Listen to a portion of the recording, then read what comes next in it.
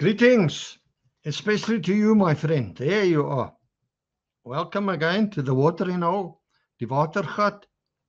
I'm Peter Warren, and we're going to spend ouder gewoonte some quality time together around the living waters of God's Word.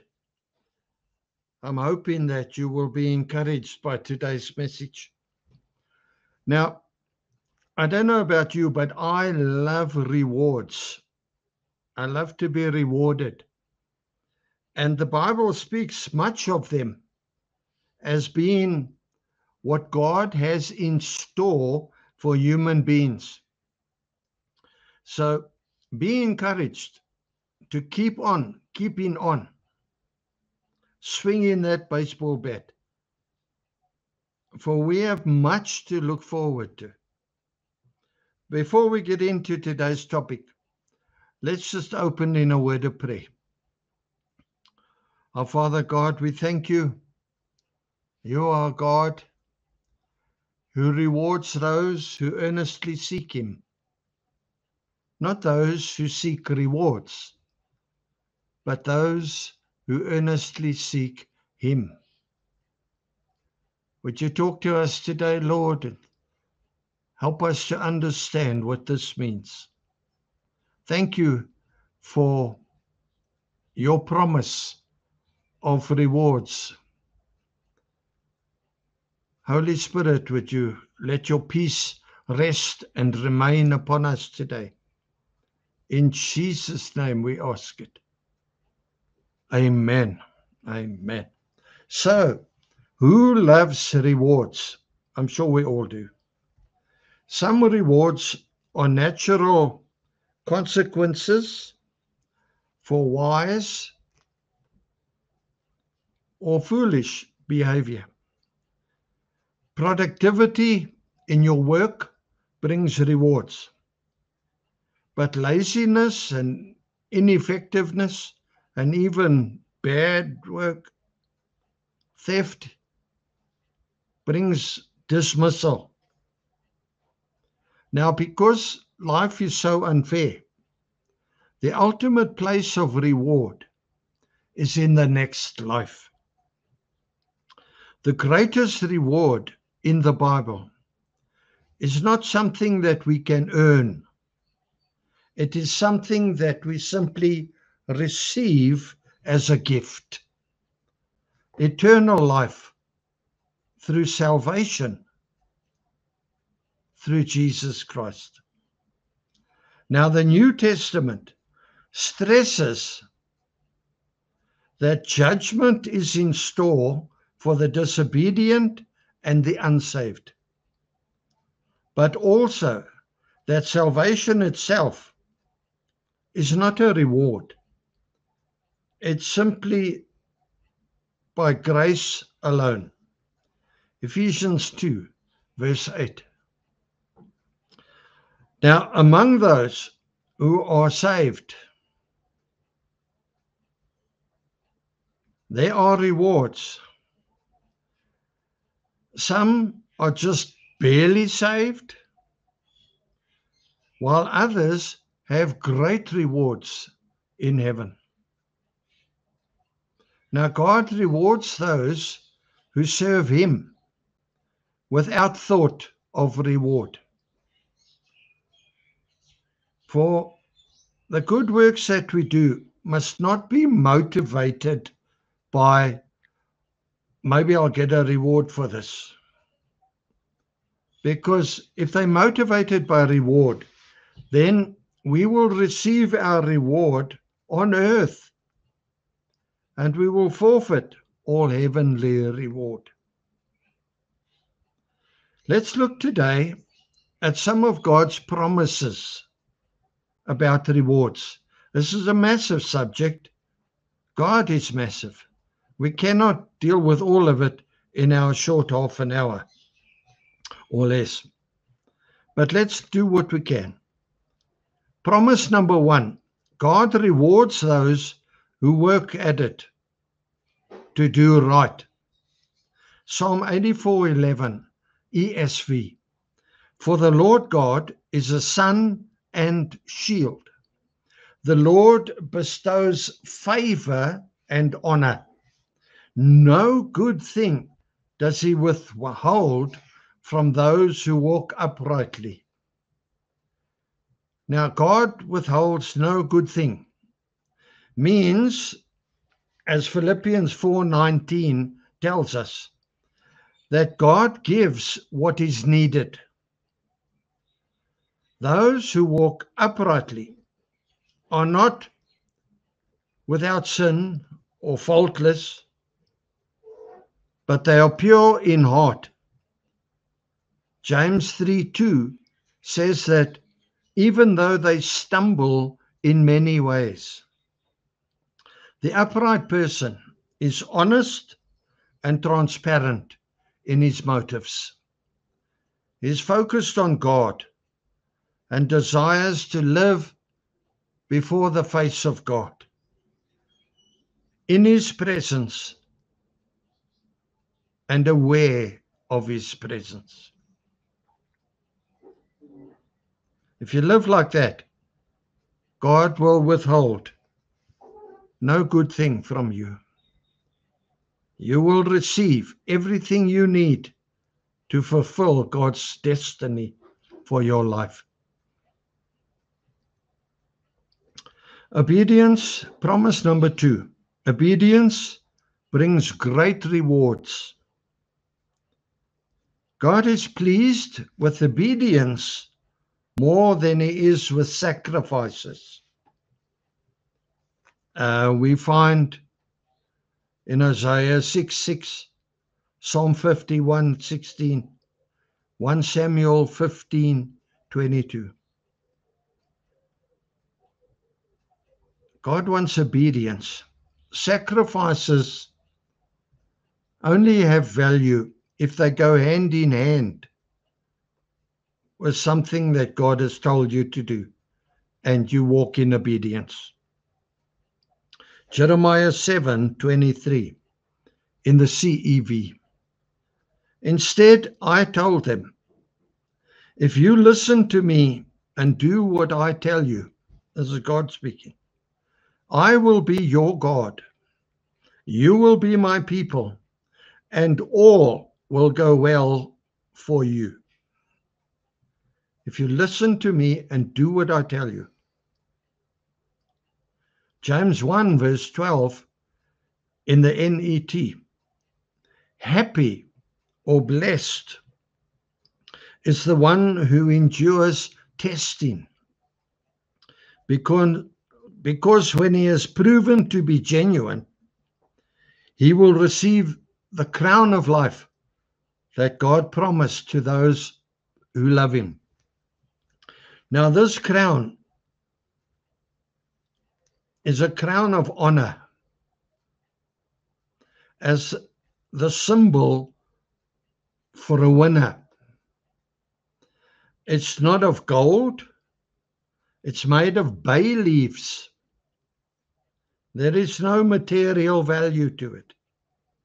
But the symbolic value is enormous because of the honor that goes with this crown. Promise number 3.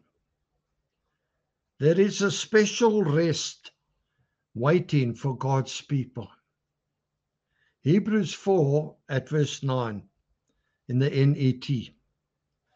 Consequently, a Sabbath rest remains for the people of God.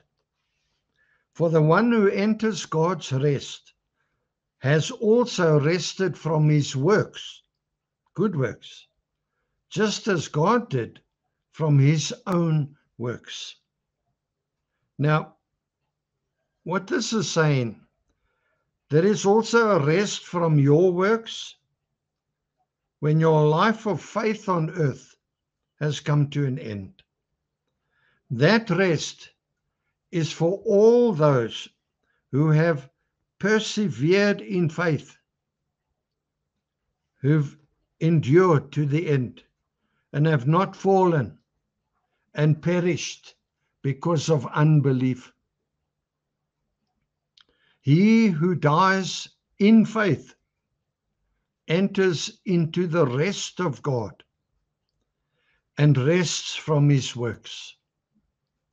Now, the rest mentioned in this verse is the rest of the millennial kingdom of peace, the 1,000-year reign, when Christ will be head over all things that are in heaven and on earth. Ephesians 1, verse 10. Promise number 4.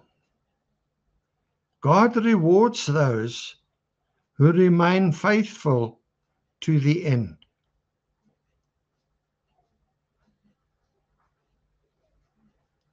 Revelation 3:12, CEV. Everyone who wins the victory will be made into a pillar in the temple of my God, and they will stay there forever. I will write on each of them the name of my God and the name of his city. It is the new Jerusalem that my God will send down from heaven. I will also write on them my own new name. Now, this scripture was written to the church at Philadelphia. The church at Philadelphia was a church that had come out of the dead Sardis church. If you read those two again, you will see. Now, maybe you, beloved, are in a situation that can be compared to Philadelphia and Sardis, where there are people around you who call themselves Christian, but they are only Christian by name. There is a confession of Christianity, but there is no real life of Christianity. If you desire life, God will surely open a door for you to a situation in which he and his word are everything. He will bring you into contact with others who also desire life. He will connect you to the right people, and he will disconnect you from the wrong people. Ask him to do it. I do it often. Ask him, and he will show you the way. You can find that way in his word, which he will open with his key, so that you can see his beauty in it and enjoy it. So summing up again, some of the rewards are for those who work hard to do right, who seek God and not just rewards. Those who are obedient, not just those who make sacrifices.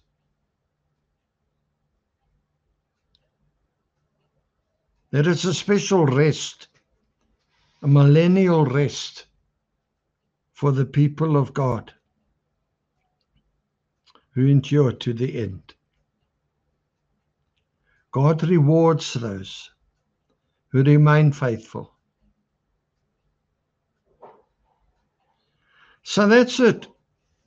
All I want to say in this message, short and sweet. We need to think more about rewards. This whole week, in the next 2 messages, I'm going to be talking about, I'll give you some thoughts on heaven, and I want to talk about the new heaven, because I want to encourage you this week. Think on these things. Encourage yourself on these things. It's good news. And be a voice of encouragement to the people around you, even as you see the dark times approaching. You were not designed to be defeated by life.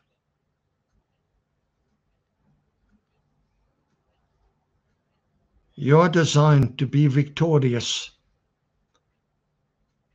Can people see the victorious champion in you? Can they hear him in your voice? Can they see him in your forgiveness, in your graciousness, in your joy?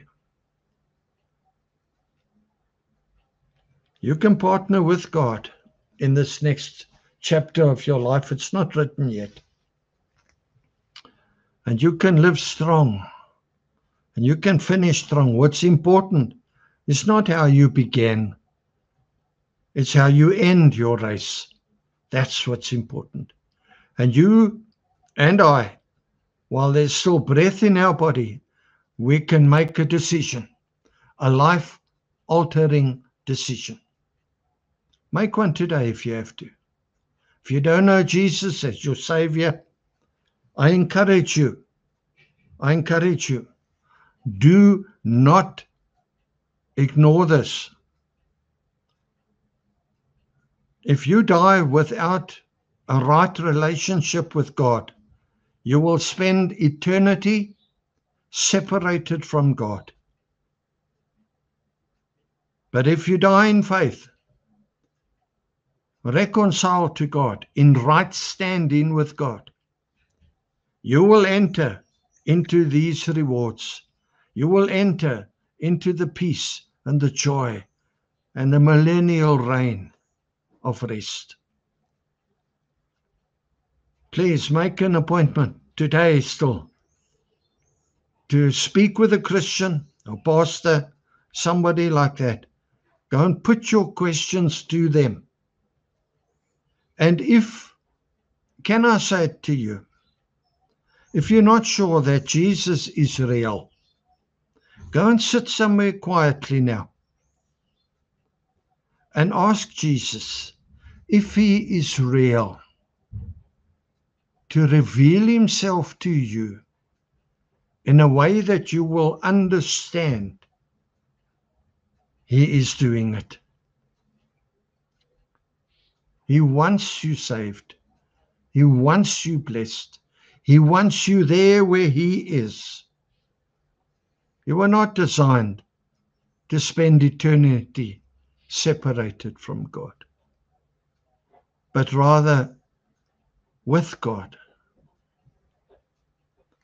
As we pray now, whatever this message has prompted within you, pray it to God in your own words. I'm going to pray my words, you pray your words. But make a life-changing decision if you must. If you need to. Invite the Lord into your life, into your prison, into your bondage of depression or substance abuse. Invite him in. But then you must let him have free rein. Let him do what must be done. And he will lead you to the glorious life that he has for you. And most of all, beloved, thank him for what he is doing now and what he is still going to do. Let's just pray. Now, Father, dine with you. Wonderful. Dying separated from you. I remember the dying words of Anton LaVey, the founder of the Satanic Church and the author of the Satanic Bible. On his deathbed, his final words, he was heard to say, oh my, what have I done? Something is wrong here. Sure. Father, please help us today to make the right decisions, to adjust our lifestyle. If we don't know you, Lord, help us to get a revelation of who you are, that we may receive you as our King. But more than everything, Lord, thank you for your truth of rewards. I seek you. I seek you. I seek your face, a relationship with you, not just your hand of what handout have you got for me? What can you do for me? I seek your face. Lord, would you help us from today to seek your face and not just your hand? We thank you for what you're doing now and what you're still going to do. We honor you, Lord. We lift high the name of Jesus, that he might draw all men unto himself. In Jesus' name. Amen and amen. Well, that's a lot and all I got. With love from me to you. Thank you for spending this time with me. I hope you benefited from it. Think a bit about rewards. It's good news or bad news if you don't know Christ as your Savior. Until we meet again at the Watering Hole, maybe pass this message on to someone you know who needs to hear it. Subscribe if you haven't already. Put a like on the group. Put $1 million in the account. Whatever the Lord tells you to do. Be obedient. God bless you. Shalom. Shalom. I love you with the love of the Lord, my friend. Amen.